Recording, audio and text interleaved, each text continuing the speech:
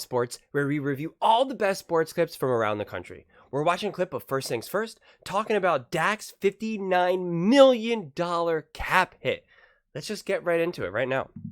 I care a lot about the postseason. And so I can think one thing all year, and then there could be something so great. I had Nikola Jokic as one of the most fraudulent two-time MVPs ever, and in a postseason run, I now believe he's one of the 20 greatest players ever. I don't think that information is. Information is I put more impact and emphasis on your postseason resume, even though it is a smaller sample, than I do on your regular season resume across the board. And it's not necessarily about what your win-loss record is. It's about your individual performance in those spots. Right. And so if I am the Dallas Cowboys and I am faced with the decision brew of I cannot do nothing with Dak Prescott.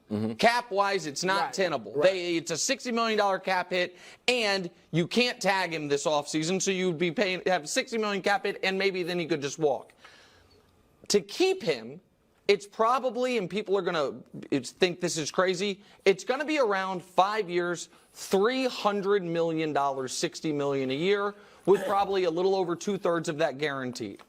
I would, if I were the Dallas Cowboys, and that Dak would have to be okay with it because he has a no trade, call teams like Washington with the number 2, New England with the number 3, Atlanta with the number 8. They'd have to give me. Oh my God, this is such a stupid take. Why would those teams do that? Why would they trade? This is such a great quarterback draft where there's a handful of quarterbacks that could really be something special. And we know that not all of them are going to be special, but it's still the chance, okay? Why would you do that to pay Dak Prescott $60 million a year, make it impossible for you to build the team around this quarterback, and have a quarterback that you know is not good enough to overcome not having an elite roster? Please tell me why you would do that. Why you would trade the second or third round pick. Why would you do that? It makes no sense. Zero cents. Zero. The only way you would consider trading for Dak, and the only way you would even be able to make this possible, and this is such a wildly specific scenario, is if you had an incredibly amazing elite roster that you're not paying that much money because you drafted them or whatnot, right? And you just developed them. Kind of like how the Packers are. I don't want to say that the Packers are super elite just yet, but, they're potentially are. And you built this team, and then you're like, we are just a quarterback away, and we need a quarterback that can play now because all these other players are in their prime, and we got to do it now, right? Then, boom, you get it, right? Then you maybe make that trade. Then I could kind of understand that. But this isn't just like a plug and play thing, right? Where Tom Brady jumped over to Tampa Bay. Again, Tom Brady didn't command this amount of money. And this is what I keep saying about Dak Prescott. And this is going to be my new mantra now. Why are we going to expect to win like a Patrick Mahomes, like Joe Burrow, like Tom Brady? But we're going to pay them more money than those players and not be as good as those players. But we're going to expect this player to win as much as they do.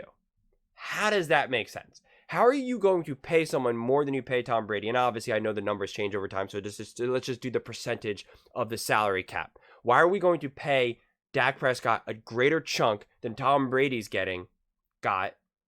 And he's not nowhere near as good as Tom Brady. And yet we're going to expect him to get the results of Tom Brady. Or at least 1/6 of the results, a.k.a. just one Super Bowl.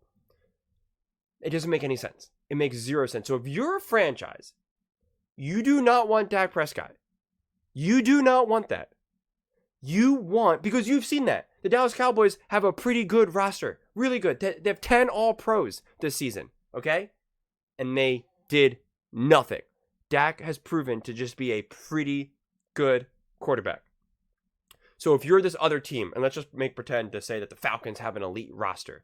Let's say what was the other team? Did he say Chicago? I forget what other team he said. Some other team. Let's just pretend that all those teams have elite rosters. Why do we think that adding Dak Prescott is going to be the thing that now makes them Super Bowl contenders? It hasn't worked with the Dallas Cowboys, so why is it going to work with them? It just doesn't make any sense. It really, really doesn't. And Nick keeps trying to float this. He talked about sending Dak Prescott to the Patriots. Why would the Patriots do that? You're better off trying to find another quarterback. Because here's the thing. You're better off drafting a Dak Prescott, who I just went on the rant saying that he's not that great of a quarterback, because then at least you're not paying him anything. The biggest problem with Dak is that you are paying him a massive amount of money, and you're not getting that level of production in return. He only beats bad teams, and he has a losing record against good teams.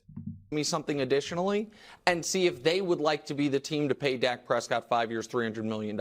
Because I do not believe after this postseason performance, once again, that Dak Prescott is enough to carry a team, and at $60 million a year for the rest of his prime, that's what he'll have to do. Well, you are not going to have more talent than they have right now. All right, so what if either the other team is like, no, we'll pass, or Dak is like, no, I'm not agreeing to a trade? Then what? Then I think you are in a brutal position, and the position that I would be in is probably take my medicine and risk losing him for nothing this offseason. Wow. I know the Cowboys won't do it. I know they won't do that. They will they're going to sign him to an extension is what they're going to do, but I would not want to tie the next half decade of my franchise at that salary to this guy, even though I thought he was the MVP for large portions of the year, because we now have his whole 20s sample size of his postseason performances, and the best one ever, Brew, was the first one we saw from him as a rookie in Green Bay. All right, what I'm doing, look, you got to bring him back. You have to bring him back. Because now, if I'm Dallas, and maybe this is whimsical, all right, wishful thinking. This is what, and I said this in the last video with regards to McCarthy, this is what the Cowboys should do. They should follow exactly what the Broncos did with Sean Payton. They fire Mike McCarthy and go out and get a big name head coach. They get Harbaugh. They get someone, Ben Johnson. They get someone who's this either up-and-coming elite offensive guru, or they just go out and get Harbaugh and say, whatever you want, we will pay. Then you have one more year at Dak Prescott. And you say, you tell me, Jim, you tell me, is he good enough? Is he the quarterback you want in going into the future? Yes or no? Let me know. And he will either elevate him and prove to see that, like, I can get the most out of Dak and I can win with Dak, and that's great. Great. We're going to keep doing that then. Or he lets you know, nope, I cannot. And that's what you need. You need someone who will tell you like it is and maximize. And that's what happened with Sean Payton. He said, Russell Wilson is not my guy. I cannot do any better than this. We have to move on from Russell Wilson. We have to figure out our next plan. We have to figure out what's after Russell Wilson. And that's what he did. And that's probably most definitely the right move. The Cowboys aren't doing that. They just want to kind of keep running it back again and again and again. And it just doesn't make sense. If I'm the Cowboys, I'm sitting down with Dak and I'm saying, I'm not trying to make him the highest paid player in the league. All right. I'm like, look, we'll make you a top 5 guy. I'm bringing up how we need to build around you, Dak. So we need a little bit less, take a little bit, don't take as much as you can. Tom Brady won all those Super Bowls, never took as much as he could get. Dak, you're the quarterback of the Dallas Cowboys. If we win a Super Bowl, it is going to be like winning 2 or 3 Super Bowls somewhere else. All right, so we'll still make you top 5. Burrow's the most per year, 55? Yeah. We'll still give you 50, between 50, 52. I know that's still a lot, but let's take a little bit less so we can build around you. And look, Dak, coming off of this performance, he said himself, I should be on the hot seat too. Now, again, I'm not going to blame him if he just wants as much as he can get. But I'm just saying, if I were in Dak Prescott's shoes, I might be willing to say, you know what, I didn't perform. I didn't hold up my end of the bargain. I'll take a little less so we can build around it. But, Nick, I can't, if I'm the Cowboys, I cannot start over at quarterback. Look at these Pittsburgh. Why not? Because you could go the next 5 to 10 years without getting a legitimate quarterback. Yeah. I mean, ask Pittsburgh. They got almost everything else you need, and they're not Tennessee. pretty good teams. The Raiders, like, it is not easy. Tennessee and I hate got to say further in the playoffs with Ryan Tannehill than Dallas ever has with Dak Prescott. Okay, but that's somewhat flukish. Sure, Tannehill, I know you don't think he's better than Dak. My point is, unless you get that guy, and the draft is not a sure thing. Trevor Lawrence, now maybe he will become a star. Right now, he's been a tad bit disappointing. I mean, so you don't know when and some of the guys.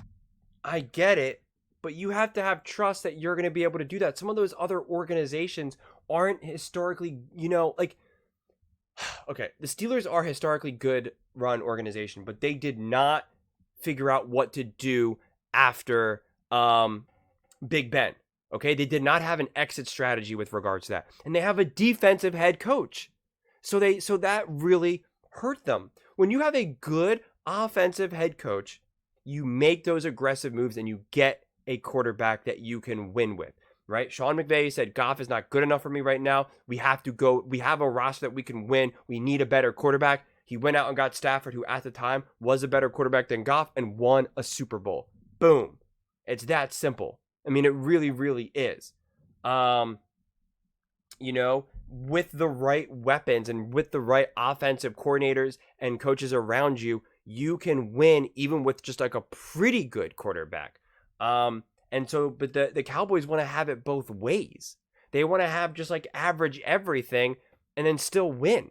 So you have to make these moves. You have to risk it. You have to try to say, okay, what can we do now to get a better quarterback, to get a better draft? Like, what can we do?